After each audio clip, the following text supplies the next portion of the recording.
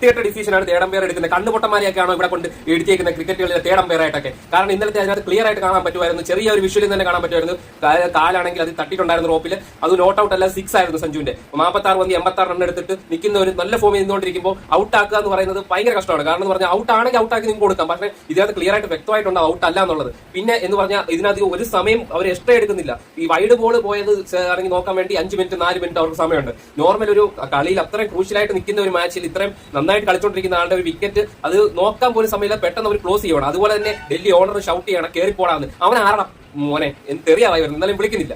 പിന്നെ എന്ന് പറഞ്ഞു കഴിഞ്ഞാൽ അതിനകത്ത് കുൽദീപ് എനിക്ക് ഇഷ്ടപ്പെട്ടു. കാരണം കുൽദീപ് പറയുന്നുണ്ട്, അതിനകത്ത് കാണുന്നവർ മനസ്സിലാവുന്നുണ്ട് അവസാനം നോട്ട് ഔട്ട് ആണെന്നുള്ളത്. പിന്നെ നമുക്കൊന്നും ചെയ്യാൻ പറ്റത്തില്ല എന്ന് പറയുന്നുണ്ട്. അത് അദ്ദേഹത്തിന്റെ ഒരു സ്പോർട്സ്മാൻ സ്പിരിറ്റ്, അത് അംഗീകരിക്കണം. നല്ലൊരു മനുഷ്യൻ കുൽദീപ് യാദവ് പറയുന്നുണ്ട്.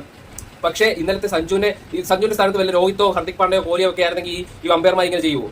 കൊടുക്കത്തില്ല, ഔട്ടാക്കി കൊടുക്കത്തില്ല. Not out വിളിച്ചേനെ. സഞ്ജു ആയതുകൊണ്ട് എങ്ങനെയല്ല ഔട്ട് ആക്കണം. എന്തായാലും ഇന്നലത്തെ കളി ജയിച്ചിരുന്നെങ്കിൽ പ്ലേ ഓഫിൽ ഉറപ്പിക്കേണ്ടതായിരുന്നു. ഒരു 18 പോയിന്റോട് മുന്നിലെത്തേണ്ടതായിരുന്നു. അതെല്ലാം കളഞ്ഞു കുടിച്ചു അമ്പയർ. മനഃപൂർവ്വം ചതിച്ചു, സഞ്ജു ആയതുകൊണ്ട് മാത്രം.